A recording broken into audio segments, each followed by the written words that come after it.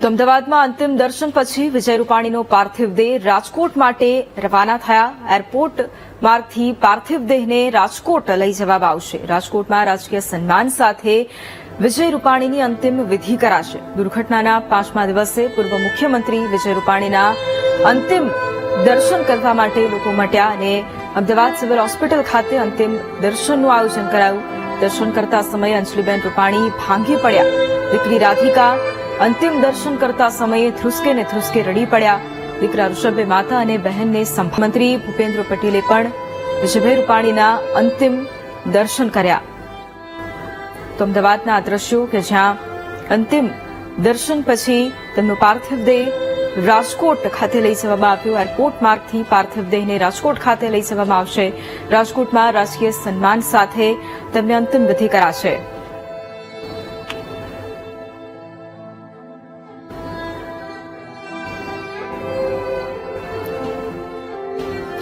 અને આજ મુદ્દે સંવાદદાતા શુભમ આપણી સાથે લાઈવ જોડાઈ ગયા છે રાજકોટથી અને સંવાદદાતા ભાવેશ પણ આપણી સાથે લાઈવ જોડાયા છે રાજકોટથી.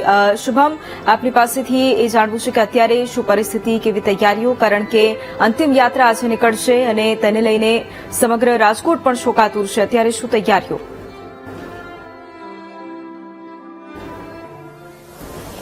ચોક્કસ રાજ્યના પૂર્વ મુખ્યમંત્રી વિજયભાઈ રૂપાણીનું પ્લેન દુર્ઘટનામાં નિધન થયું છે. હાલ તેમના ઘર ખાતે છે તે રાજકીય અને સામાજિક આગેવાનો છે તે એકત્ર થઈ રહ્યા છે. તેમની અંતિમ યાત્રાને લઈ તૈયારીઓ છે તે હવે પૂર્ણ થઈ છે અને ગમે તે ઘડી એટલે કે અમદાવાદથી હવે તેમનો દેહ રાજકોટ માટે નીકળી ચૂક્યો છે અને રાજકોટના કાર્યકર્તાઓ તેમના અંતિમ દર્શન માટે તૈયાર છે. આપણે તેમની સાથે વાત કરશું. કાકા, વિજયભાઈની અંતિમ વિદાય થઈ છે.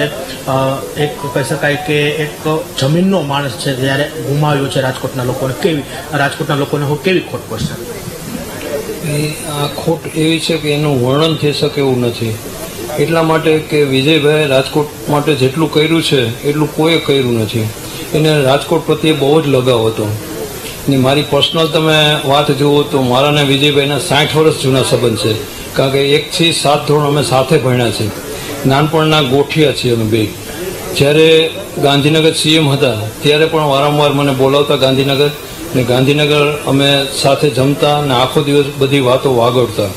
રાજકોટ માટે એમને એમ્સ કર્યું, અટલ સરોવર કર્યું, ઇન્ટરનેશનલ એરપોર્ટ કર્યું, આટલા બધા બ્રિજ બનાવ્યા. આટલું કરવા છતાંય જ્યારે આવે ત્યારે મળતા કે મહેશભાઈ હવે કાંઈ રાજકોટને વધુ જરૂરિયાત હોય તો મારું ધ્યાન દોરજો.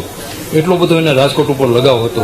આવી વ્યક્તિનું આવું થઈ શકે એ આપણે કોક વાર કુદરત ઉપરથી આપણી શ્રદ્ધા હલબલી જાય કે આવું કેમ બન્યું હશે. ને હજી એક વસ્તુ એવી છે કે એકને ગુરુવારે 1:40 આ દુર્ઘટના બની, તો 1:03 મિનિટે તો મારે વિડીયો કોલ ઉપર એમની સાથે વાત થઈ કે બેસ્ટ ઓફ જર્ની.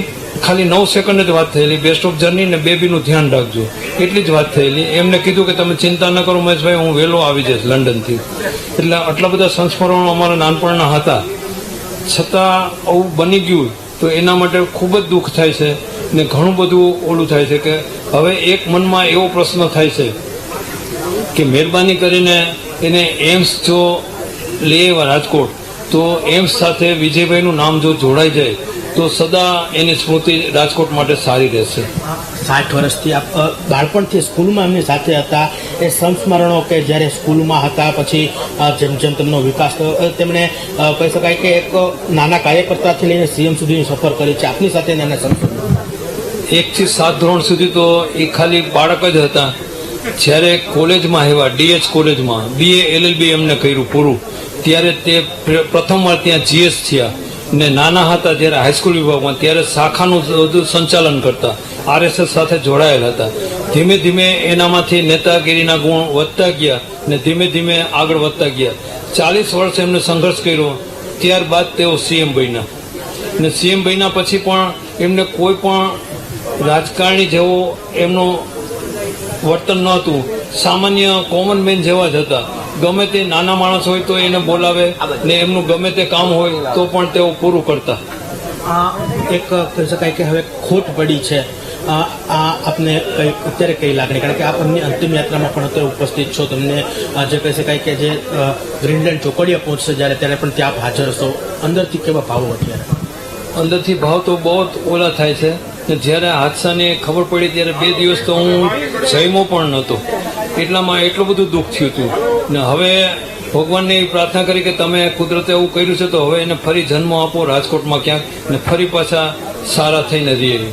ચોક્કસ મહેશભાઈ કે જે વિજયભાઈના બાળપણના મિત્ર હતા, અંતિમ વિદાયમાં પણ તે હાજર રહેવાના છે, ત્યારે ક્યાંક ને ક્યાંક ન માત્ર વિજયભાઈ પરંતુ સમગ્ર કહી શકાય કે રાજકોટના લોકો છે તે અત્યારે એ દુઃખની લાગણીમાં છે તે જોવા મળી રહ્યા છે. જોકે હાલ તેમના નિવાસ સ્થાને છે તે અંતિમ વિધિની આખરી તૈયારીઓ છે તે અહીં હાલ ચાલી રહી છે. જી બિલકુલ શુભમ, અમારી સાથે આપ જોડાયેલા રહેજો. સંવાદદાતા ભાવેશ પણ આપણી સાથે રાજકોટથી લાઈવ જોડાયેલા છે. ભાવેશ, અત્યારે આપ કઈ જગ્યા પર છો અને આજે જ્યારે અંતિમ યાત્રા જ્યારે નીકળશે પહેલા રાજકોટવાસીઓ પણ ખૂબ દુઃખી છે, શું કહી રહ્યા છે તેઓ?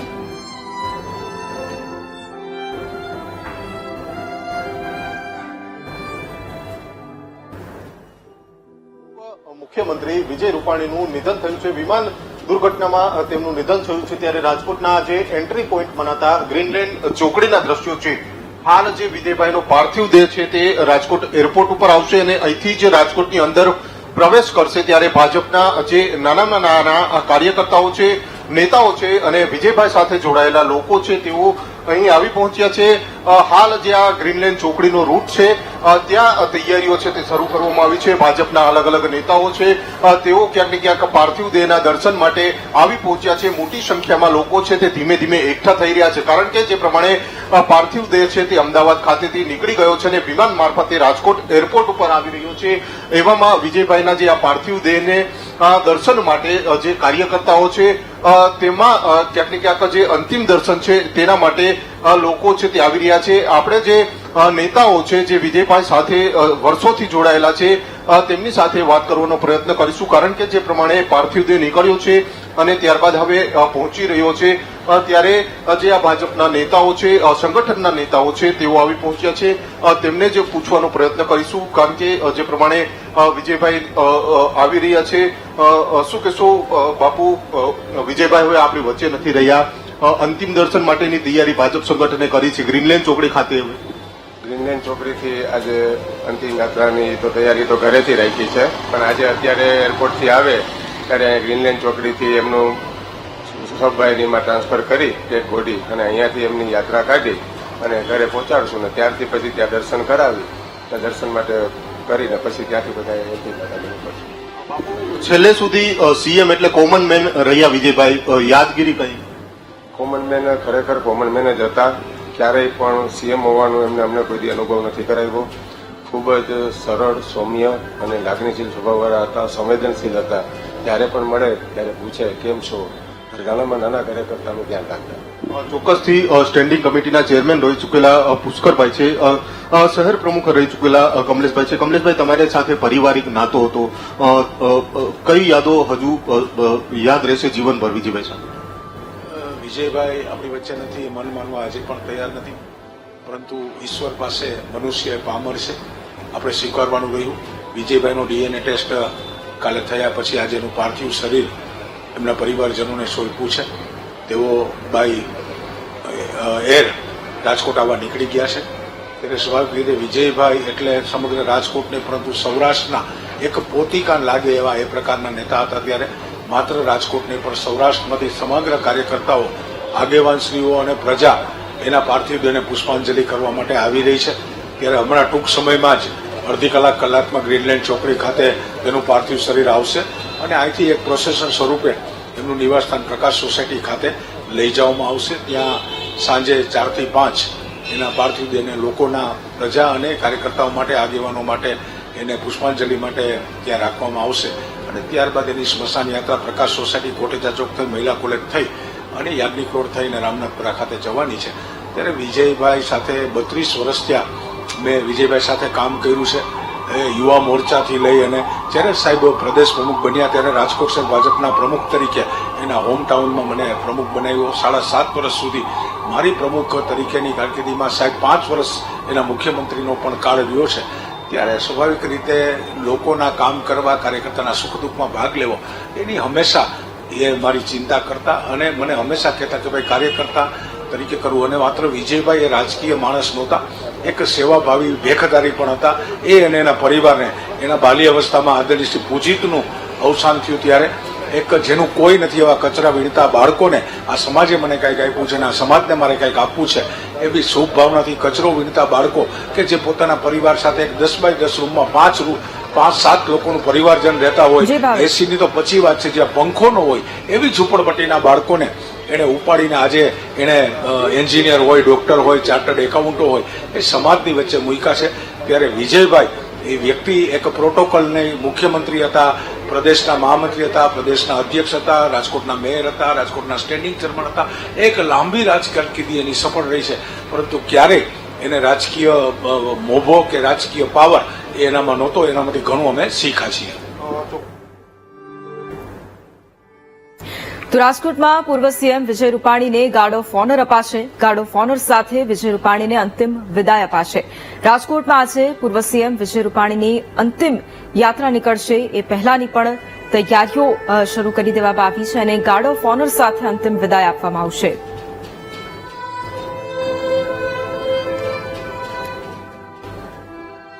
તો રાજકોટમાં પૂર્વ સીએમ વિજય રૂપાણીને ગાર્ડ ઓફ ઓનર અપાશે અને ગાર્ડ ઓફ ઓનર સાથે અંતિમ વિદાય આપવામાં આવશે. રાજકોટ ખાતે તેમનો પાર્થિવ દેહ થોડી જ ક્ષણોમાં પહોંચશે અને ત્યારબાદ અંતિમ યાત્રા નીકળશે.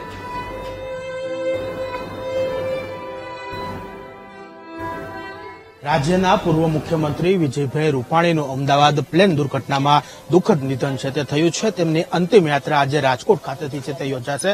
મહત્વનું છે કે આજે બપોરે 2:30 વાગ્યે છે તેમનો પાર્થિવ દેહ રાજકોટ ખાતે છે તે લાવવામાં આવશે અને ત્યારબાદ તેમને રાજકોટ તેમના નિવાસ સ્થાને છે તે અંતિમ દર્શન માટે છે તે રાખવામાં આવશે. અહીં વીઆઈપી વીવીઆઈપી છે તે પણ દર્શન માટે આવનાર છે. ખાસ કરીને વિજયભાઈના નજીકના લોકો છે તે પણ અહીં ઉપસ્થિત રહેનાર છે. ત્યારે પૂર્વ મુખ્યમંત્રી હોવાના કારણે તેમને ગાર્ડ ઓફ ઓનર છે તે આપવામાં આવનાર છે ને જેની રિહર્સલ છે તે અહીં હાલ કરવામાં આવી છે. તેના દ્રશ્યો બતાવવામાં આવ્યું છે કે રાજકોટ પોલીસ દ્વારા છે તે પૂર્વ મુખ્યમંત્રી વિજયભાઈ રૂપાણીને અંતિમ સંસ્કાર પહેલા છે તેમને ગાર્ડ ઓફ ઓનર છે તે આપવામાં આવશે. તેમના ઘર ખાતે છે ત્યાં ગાર્ડ ઓફ ઓનર આપવામાં આવશે જેની પ્રેક્ટિસ છે તે અહીં હાલ કરવામાં આવી છે. રાજ્યના પૂર્વ મુખ્યમંત્રી હોવાને કારણે વીવીઆઈપી છે તે પણ અહીં ઉપસ્થિત રહેવાના છે અને પ્રોટોકોલ મુજબ છે તેમના જ્યારે પૂર્વ મુખ્યમંત્રી હતા ત્યારે પ્રોટોકોલ અનુસાર છે તેમને અંતિમ વિધિ પૂર્વે છે તે ગાર્ડ ઓફ ઓનર આપવામાં આવશે. જે રાજકોટ પોલીસ દ્વારા છે તે બેન્ડ સાથે છે તે ગાર્ડ ઓફ ઓનર આપવામાં આવશે અને તેની પ્રેક્ટિસ છે તે અહીં હાલ તેમના નિવાસ સ્થાન ખાતે છે તે હાલ કરવામાં આવી રહી છે. કેમેરામેન નરેશ સોલંકી સાથે શુભમ ભટ્ટ, વીટીવી ન્યૂઝ, રાજકોટ.